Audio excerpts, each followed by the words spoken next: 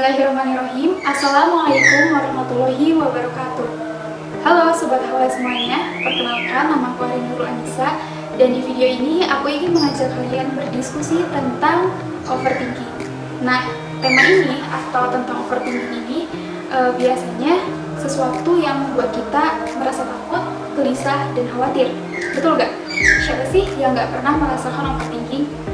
Nah, ada beberapa hal yang menjadi penyebab kenapa manusia itu bisa over dalam berpikir. Nah, salah satunya adalah tentang masa depan. Adanya kekhawatiran tentang masa depan, dan biasanya kita terlalu menganggap bahwa hidup ini adalah persaingan. Padahal tidak seperti itu. Tapi di beberapa artikel ada juga yang menunjukkan bahwa overthinking terjadi karena adanya labeling atau stigma di masyarakat yang udah berkembang, sehingga kita merasa bahwa kalau kita nggak mengikuti standar mereka, kita akan dicap atau dilabeli dengan label tertentu gitu. Nah, kemudian bisa jadi dari hal ini memunculkan yang namanya tekanan batin atau mental kita itu tertekan, dan bisa jadi lama-kelamaan si mental kita yang tertekan ini akan menyebabkan kita tuh jadi stres gitu, jadi depresi, dan pokoknya hal-hal lain yang justru bisa mengganggu diri kita sendiri. Nah, di video ini sebenarnya aku pengen memfokuskan pembahasan overthinking itu dalam pandangan Islam. Jadi, ada satu ayat yang aku ingin share ke kalian, dan mungkin kalian pun pernah mendengar ayat ini di Quran Surat Al-Baqarah ayat 214. Di sini aku akan menyampaikan pemahaman yang aku dapatkan setelah aku membaca terjemahannya. Jadi, orang-orang zaman dulu ketika zaman Rasulullah, mereka juga mendapatkan penderitaan atau cobaan di hidup mereka. Tentang apa? Tentang masa depan juga. Bagaimana Islam itu bisa menang, bagaimana dakwah mereka itu bisa sampai ke hati orang-orang, dan bagaimana mereka itu terbebas dari kejahiliahan. Sama seperti kita saat ini, kita juga sedang mengkhawatirkan masa depan. Dan kita pun merasakan beberapa hal yang menurut kita itu adalah sebuah penderitaan, atau bisa jadi itu adalah cobaan atau ujian dari Allah Subhanahu wa Ta'ala. Nah, dari ayat ini ada satu kalimat dari terjemahannya yang aku garis bawahi, bahwasanya orang-orang pada zaman dulu juga mempertanyakan kemana sih pertolongan Allah? Di mana sih pertolongan Allah? Kita pun saat ini sebenarnya sedang mencari pertolongan Allah secara tidak langsung gitu, karena kita merasa bingung dengan masa depan kita.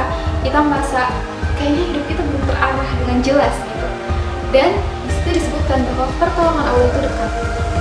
Nah, oke, jadi apa sih hikmah yang bisa kita ambil?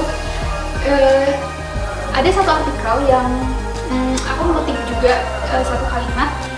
Orang-orang zaman dulu, khususnya orang-orang di zaman Rasulullah, ketika mereka mendapatkan penderitaan, mendapatkan ujian, cobaan, berliku-liku dakwah mereka, memikirkan masa depan Islam seperti apa, mereka hanya menganggap itu adalah sebagai fase hidup yang harus dilewati. Jadi, ya, penderitaan yang mungkin sekarang kita lagi hadapi, atau cobaan yang sedang kita hadapi, kita harus bisa berpikir seperti orang-orang zaman dulu, bahwa ini adalah fase yang harus kita hadapi, fase yang harus kita lalui untuk mencapai tujuan dan masa depan yang kita inginkan. Apa sih hubungannya sama overthinking? Nah, guys, jadi maksudnya gini loh, kalau misalkan kita mengambil cara yang simple, mengambil sesuatu yang simple dan terarah, otomatis kita akan menepis si overthinking ini gitu. Jadi kita nggak akan terlalu stres. Mungkin sometimes kita bakal memikirkan itu gitu, memikirkan aduh gimana ya gue habis kuliah mau ngapain. Mungkin kita akan memikirkan itu, tapi di sini ada guide-nya gitu, ada petunjuknya bahwa oke, kita nggak boleh terlalu memikirkan itu gitu. Hal-hal yang kita hadapi, labeling dari orang-orang itu hanya satu fase yang harus kita lewati. Mungkin di satu waktu kita bisa sukses. Terakhir, aku mau memberikan beberapa solusi dari salah satu jurnal yang aku baca. Mungkin terdengar klise ya, tapi ada hubungannya dengan diri kita sebagai manusia yang overthinking. Yang pertama, solusinya adalah kita berdialog sama Allah. Berdialog dengan Allah, kita berdoa, kita curhat, dan mungkin teman-teman di sini juga pernah menerapkan itu.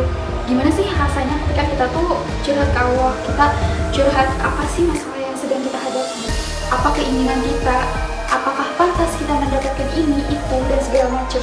Yang kedua, itu adalah melaksanakan sholat. Kenapa sholat?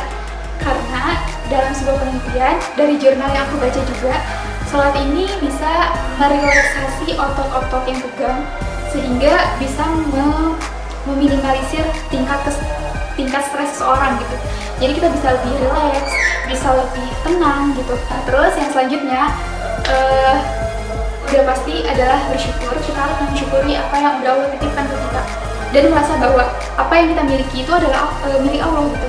Jadi kita ketika kehilangan sesuatu atau tidak mendapatkan sesuatu, hati kita menjadi tenang, tetap kayak ya udah nggak apa-apa.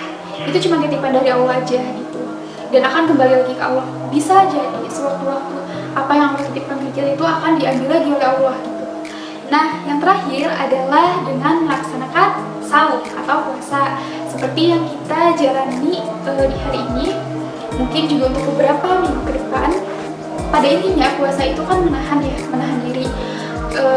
Di sini juga mungkin kan cuman lapar dan haus aja yang kita tahan, tapi amarah kita, pikiran kita tahan, pandangan kita tahan, tangan kita tahan juga gitu.